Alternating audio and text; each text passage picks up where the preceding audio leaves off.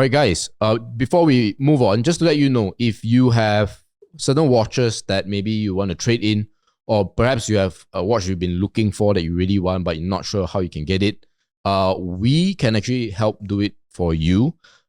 Just fill in the details in the Google form in the comment section or the description. Either we'll already have what you want, or we will do everything we can to get it for you. So yeah, comment section and description. 3 vintage watches you need to have on your wrist. But before we go into the 3 different names, I want to start with Michael first, because I know you have very good tips on how we can identify, maintain, and hopefully, invest in vintage watches. So what are some of your tips you would say? Okay, to be honest, I can't say that I'm very good, but I just got lucky. Yeah. Because I started the vintage journey earlier than Jensen. I mean, in this game, no matter is it vintage cars or vintage watches, the earlier you started, the better it is, because you have more parts available for you to choose and change, and for you to replace, right? So I guess that's the first tip. That's the first tips. I mean, regardless of I play vintage cars, I mean, I have vintage watches. The earlier you start, there are still more parts available, original parts available in the market. So I started maybe more than 10 years ago about vintage watches. That time I have very good Sifu, which he carries, or he's still very lucky, keeps a lot of stocks, spare parts for vintage watches. So at the time, even though I got a very even not working vintage watch, if the price is low enough, I will dare to pick it up, and then I'll send to the Sifu and totally get a full replacement or overhaul. So to me, that yes, these tips for anybody in front of the television, or the podcast, if you would like to start with a vintage watch, is either you pay super high price for a good vintage watch, which I think as a starter, there's nothing wrong with it, because you don't want to get headache. So you can see vintage in the market. There are some which are very, very expensive. You'll be thinking crazy why this vintage watch is so expensive compared to some who are pretty cheap. So if you are not a pro, I suggest that you go for those already done up nicely. But if you're a pro, if you think that you have a good Sifu who can support you with all the parts and also with skills to maintain and overhaul and also fix up the watch, then you can go and source for those cheap ones. So this is point number 1, tips number 1 that you have to get yourself into. Right. The second thing is, now Google is so easy. Just Google the watch that you want to buy. Look at every single detail. The only thing that I learned the most from being a watch collector is, that I'm a very big picture guy. MJ, you know that big directions, big picture. This is the total amount of contract I close. Then this is the total amount of profit I think I can make. In the detail, I mean, we are colleagues before. You know that I'm not detail. But if today you are a watch collector, it trains you to become very detailed, because every single part you want to know, you want to look it, and you have to put it under the microscope and see how magnifying glass, and see how original or how authentic is that watch itself. So from the bezel, insert bezel, open up the machines inside, whether the back case is the same number as the dial, and then whether the engine is same number as the back case and the dial. The font is correct. The font itself is correct. Color is correct. Whether is it redial, whether is it rewritten. So it trains me to be a bit more detailed person. Because it affects the price at the end. Yes, they affect the price. Everything, correct. So second thing is be very, very patient, be very, very detailed about dealing with, when it comes to vintage watches, with dealing with vintage watches. So don't rush. I always say don't rush, unless you know that is a piece that is very rare and you must get it. So vintage is always we say a hit and a miss, right? So to me, is I rather miss, meaning that I don't mind to buy. If I bought it, if it's something not right, then just not right. It's okay.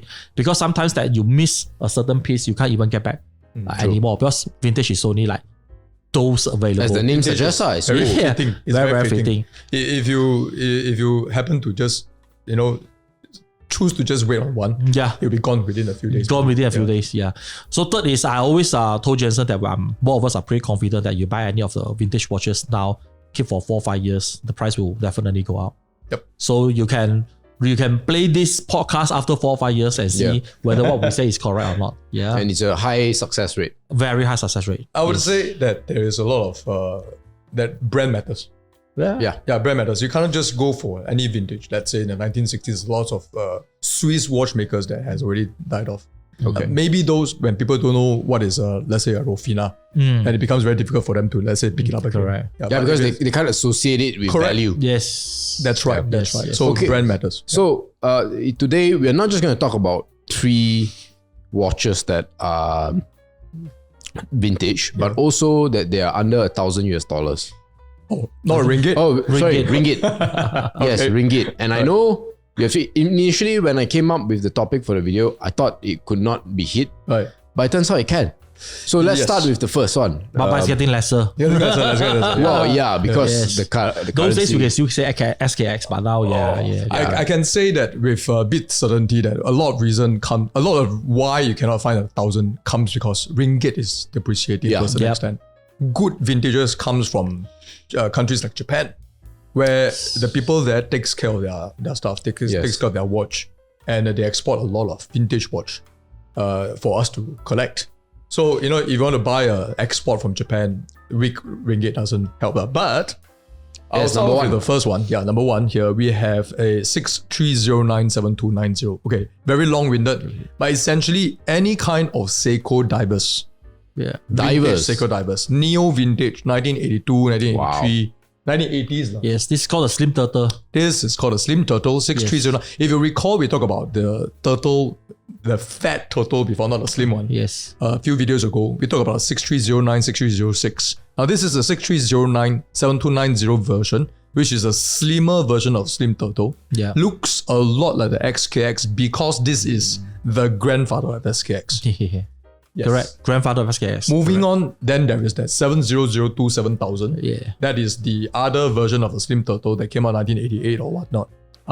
These types of Seiko divers back in the 1980s can appreciate in value, in my opinion. That is still worth about less than 1,000 ringgit.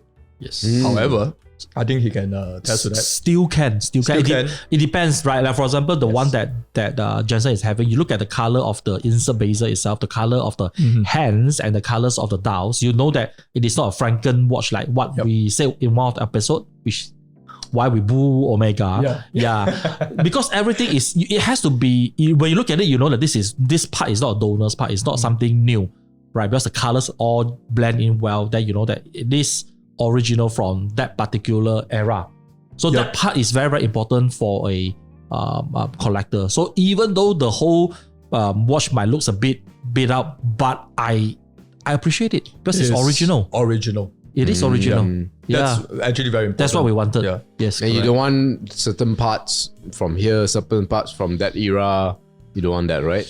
I mean, if let's say it is a watch that you want to buy, just to use, yes. I give you a scenario, but I think some viewers might shoot me later. I mean, do you like an original lady or you like a plastic surgery lady? Depends on how good her plastic surgery is. No. Hey, Don't shoot me! My body, my choice, huh? But how much does it go for right now? It sounds like it's quite close to 1,000. So, we talk about a few variants. There are a few variants. I only bought one today. This is a 7290.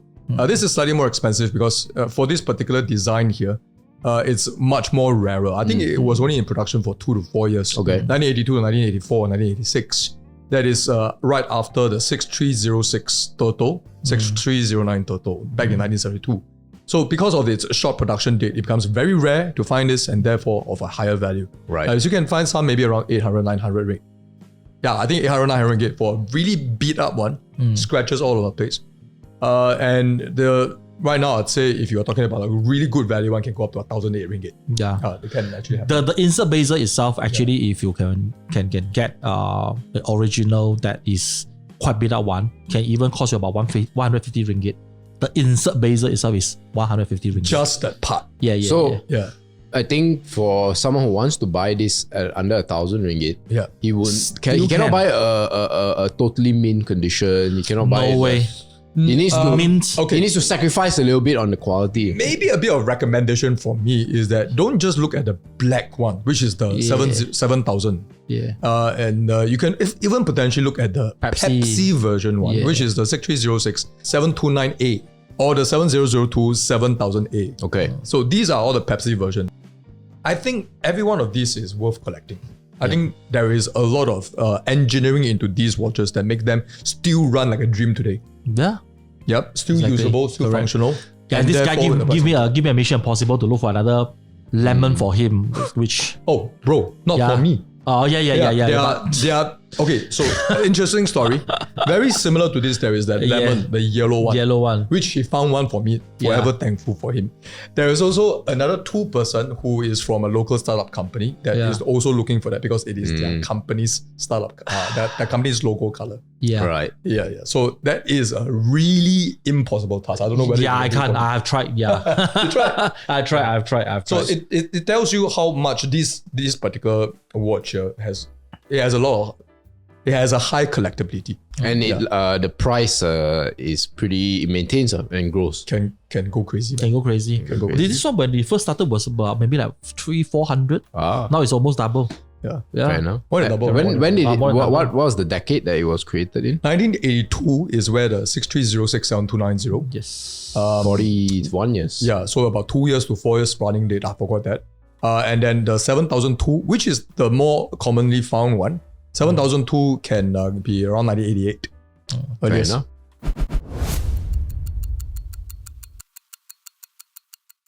Now, guys, if you have a watch in mind that you want us to review that we haven't reviewed yet, just let us know in the comments, right? We'll definitely respond to that and get to you ASAP.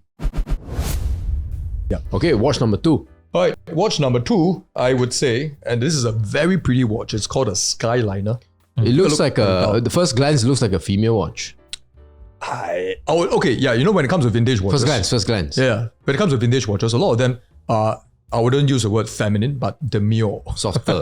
Yeah. Softer looks. Slightly Okay, smaller. so the second thing that catch my eye is how loose the Bracelet. the The bracelet bracelet. is. Like this is, you see, it's so It has to be. It's original and it is being used for 30, 40, 50 years. Yeah, and I think that one is considered good condition already. MJ. yes. Because for vintage dress watch like this, actually the most important part is the bracelet. how come? The bracelet, because it's very, very hard to find the original bracelet that matches the watch itself. And then some Seikos, they have even comes with the original buckle behind Okay. with the word. I think you have one. Yep. Even with the word Seiko actor, some of them. It comes with Seiko those actors. is, I mean, the one that I you bought from me earlier on, there's a Seiko, don't know what, at the bottom. Which one? So so it's pretty hard to get an original bracelet. Comes with an original buckle. Okay. So if you have that actually adds a lot of points to your vintage watch, because the original bracelet itself can go up to 400 plus the buckle. So this is my proposition. So it's quite tough to find original bracelet, original watch below 1,000. It could be around 1,000, 2,003. Yes. But if you just find a watch first Yes. and then source the bracelet later. separately, cheaper. Yes. or you could even make a buck out of it. Yeah. You actually provide a service of finding the bracelet to match the watch. Fair enough. But again, you have to be very lucky to do that. It's not easy because the lug size is different. Yes. Because some of them are curved, some of them are straight. So some of them are too short, which means that there's without any additional links. So it's not that easy. It has to come with some luck over the years. You have That's to what hunt, I've- you have to go you have and to hunt for it, And how much is this watch? I would say the watch right now can go from 8 to 900 again. Again, Very good value. Yeah, very good $800. value. Already very good value. Yeah. You can see how It pristine will the go watch above is. 1,000. It doesn't look like a sub 1K watch to me. It's very shiny, you see. Yeah, it does not look like a 1K sub, but I think that speaks to my point. Like at the end of the day, you can easily find this watch above 1,000. Easily. Yes. But you can still, If you if work you're a little bit harder. diligent enough, you can maybe negotiate high enough. 900 is still possible. Yeah. Yeah. Look at the details on the dial. I mean that you can't get that in any of the modern watches. You see, It this is has a a linen. Yes, Yeah, actually, now- the detail I really like the sleekness. Yeah, it looks yeah. very efficient. Yes. Very grey and silver. And very it's a correct. linen dial, so there's a Linen bit dial. of texture there. Correct. True. Yeah, It's a bit matte. Yes. It's called Yeah. linen dial. Linen, yeah. And as far as an investment is concerned, it's, Well, I think like all Seiko vintages, you will be looking at least maybe a double of value within 4-5 years time. Wow. Especially if it's a model that is highly sought after. So maybe lesser than that, I'd say maybe a 10% increase in value over the next 1 or 2 years is very easily achievable. Yep. It is already happening. There's a range. Yes. Good value, you get 1,000, 5,000, 6. Not so good value, maybe you get 800, 900. Or rather, not so good condition. Actually, Malaysian, we are quite blessed because I've checked the price among the whole region itself. Singapore, yes, is definitely way higher than Malaysia. Yeah. And then, do you know that actually a lot of watches are produced in Seiko watches are produced in Thailand? Yeah. So Thailand Seiko printed watches is already way above our market price here many years ago. Indonesia now has just on par or slightly above us a bit right now. Forget about the Western country. The Western country is way above us. You can just find the same watch in eBay. It might cost you maybe like what Jensen said, double of what. Yeah. Yes, true. So Malaysia, you're quite lucky already if you manage to start this hobby now and then maybe accumulate a good portfolio. After 4 or 5 years, your portfolio can double. It's an arbitrage business. And the beauty is that get this watch over to US or Singapore, you can actually sell much higher price. And the beauty is that old school watches, vintage watches gets more vintage, more old school as time passes. And lesser. Yeah. Yes. Lesser. Most of it is lesser. Yes. It's basically a watch that has basically stayed in time, stood in time, Yeah. Correct. stagnant, and then that it becomes a timeless design too. Correct.